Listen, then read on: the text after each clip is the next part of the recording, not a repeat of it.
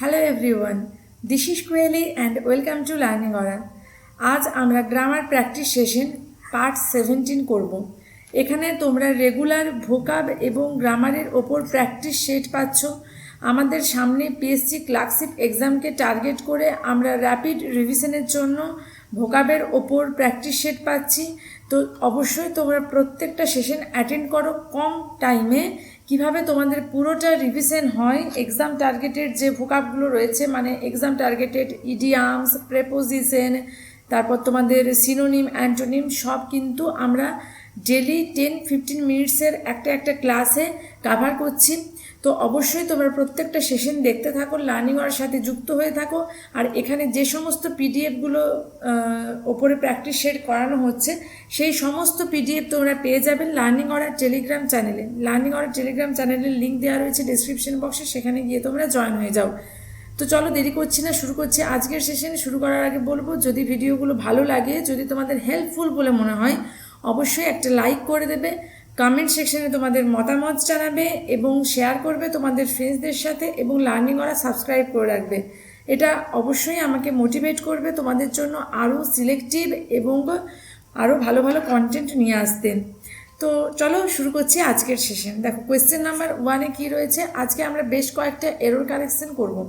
তো question number 1-এ কী রয়েছে দেখো, your mother prepares delicious food, did C.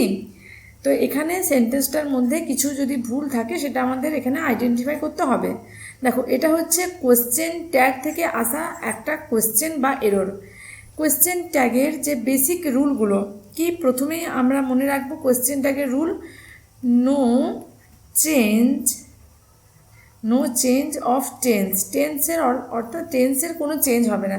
মানে ধরো এখানে দুটো পার্ট পেয়েছি, your mother prepares delicious food একটা পার্ট, আর একটা হচ্ছে ডিড সি কমা দিয়ে আর একটা ছোট্ট করে পার্ট রয়েছে ট্যাগ পার্ট। তো দুটো পার্ট রয়েছে।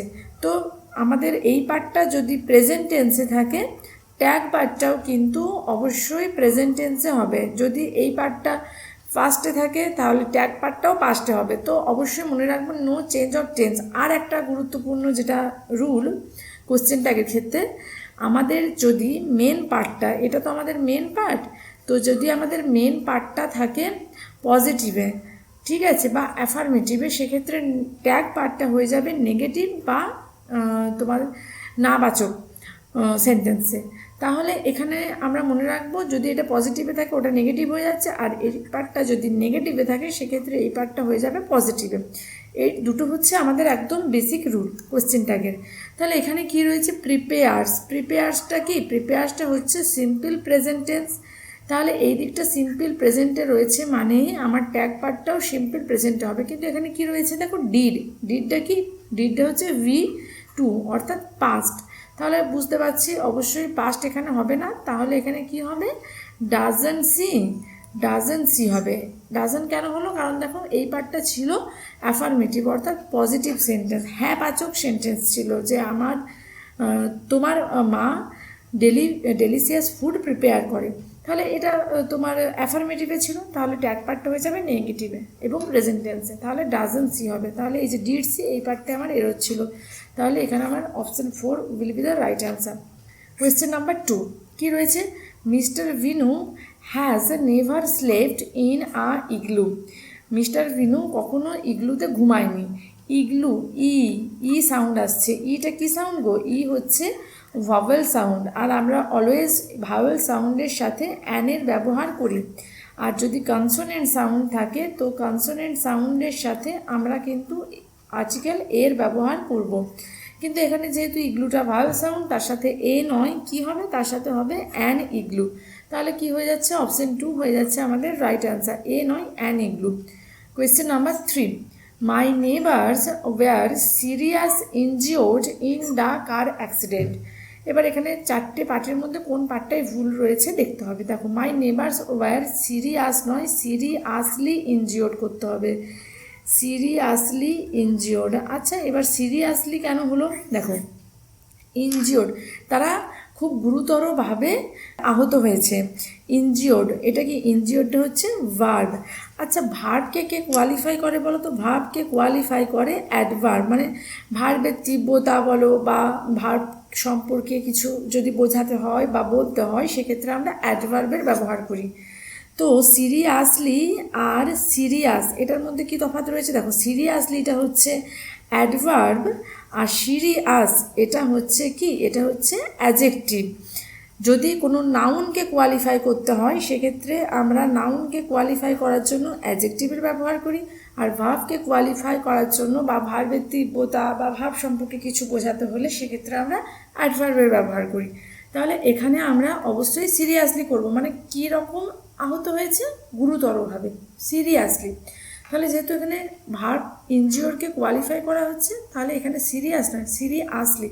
তাহলে এখানে আমাদের দেখো এই যে এ বা ওয়ানের মধ্যে যে পার্টটা রয়েছে ওই পার্টটাতে ভুলটা ছিল, তাহলে option 1 will be the right answer. Question number 4, I am working with him since 2002 but even today I am unable to understand his motives. I am working, এখানে টেন্সের একটা ভুল রয়েছে। এখানে কি হবে, আই অ্যাম ওয়ার্কিং হবে না, এখানে করতে হবে I have been working. Why? Because দেখো আমরা জানি আমরা পারফেক্ট টেন্স, আমরা প্রেজেন্ট পারফেক্ট বা প্রেজেন্ট পারফেক্ট বা প্রেজেন্ট পারফেক্ট কন্টিনিউয়াস টেন্স ব্যবহার করি কোন কোন ক্ষেত্রে বলো তো? প্রেজেন্ট পারফেক্ট কন্টিনিউয়াস টেন্স আমরা ব্যবহার করি যখন কোনো একটা কাজ পাস্টে শুরু হচ্ছে কিন্তু প্রেজেন্ট পর্যন্ত কন্টিনিউ চলছে, থামেনি, কিন্তু পাস্টে শুরু হয়ে পাস্টে যদি শেষ হয়ে যায় একরকম, কিন্তু পাস্টে শুরু হয়েছে বাট প্রেজেন্টেও এটা কন্টিনিউ চলছে, সেক্ষেত্রে আমরা প্রেজেন্ট পারফেক্ট বা প্রেজেন্ট পারফেক্ট কন্টিনিউয়াস টেন্সের ব্যবহার করি। সেন্টেন্সটা পড়ো।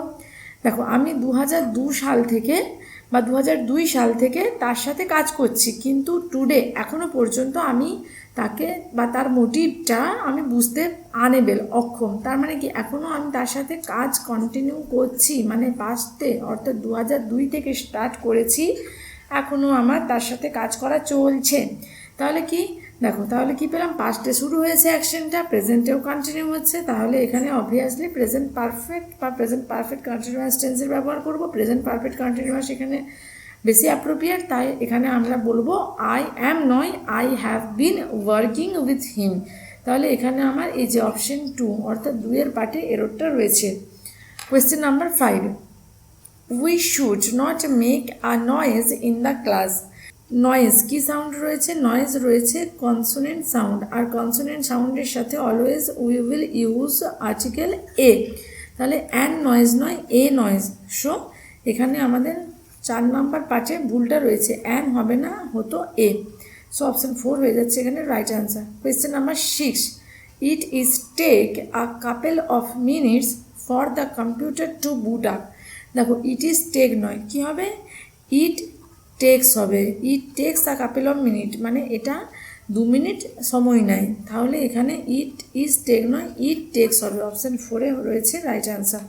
Question number 7, we took an ice and applied it on the wound. দেখো আইস এই ওয়ার্ডটা যেহেতু একটা আনকাউন্টেবল নাউন, তো এখানে আমরা আনকাউন্টেবল নাউনের সাথে কখনোই এ বা কখনোই অ্যানের ব্যবহার করব না, ঠিক আছে?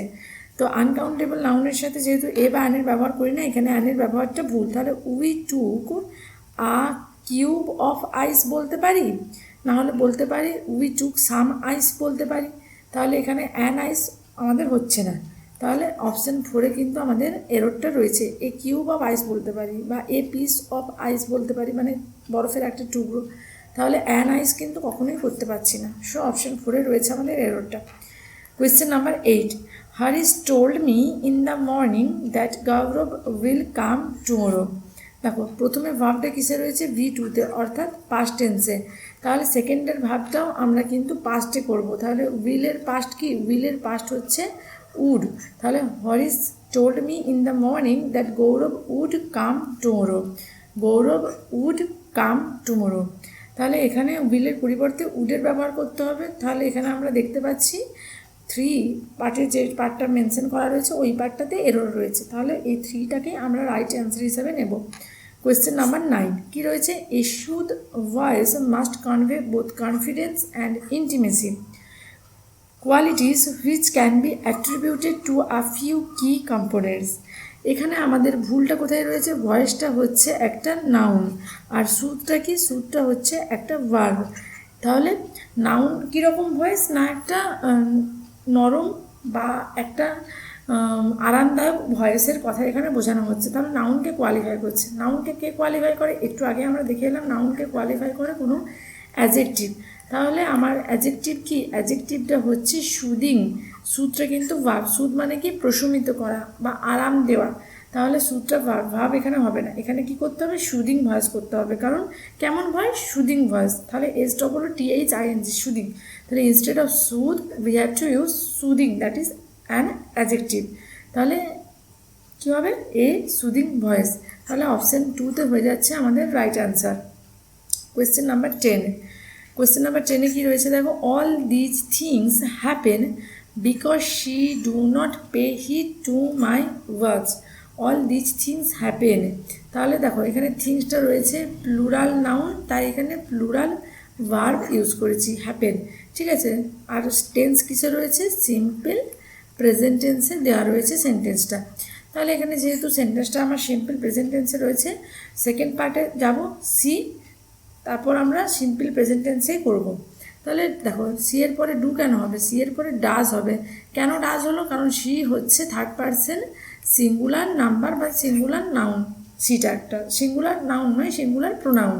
তাহলে সাবজেক্টটা কি সিঙ্গুলার, যেহেতু সাবজেক্ট সিঙ্গুলার রয়েছে ভার্বও সিঙ্গুলার হবে। আর প্রেজেন্ট টেন্সে আমরা জানি ভার্ব সিঙ্গুলার মানে ভার্বের সাথে এস অথবা ইএসকে আমরা যোগ করব, তাহলে ডু হবে না, ডাজ হবে। She does not pay heed to my words, তাহলে এখানে আমার কোথায় এররটা রয়েছে দেখো, এখানে আমার এররটা রয়েছে অপশান ডি এর মধ্যে, 4-এর পার্টে কিন্তু যে পার্টটা মেনশন রয়েছে ওখানেই আমার এররটা রয়েছে, তাহলে অপশান 4 হয়ে যাচ্ছে রাইট অ্যান্সার। আশা করছি তোমাদের ভিডিওটা ভালো লেগেছে, তোমাদের যদি ভালো লাগে লাইক কমেন্ট শেয়ার করতে ভুলবে না। দেখা হচ্ছে পরের সেশনে, till then stay connected with learning order. Thank you for watching.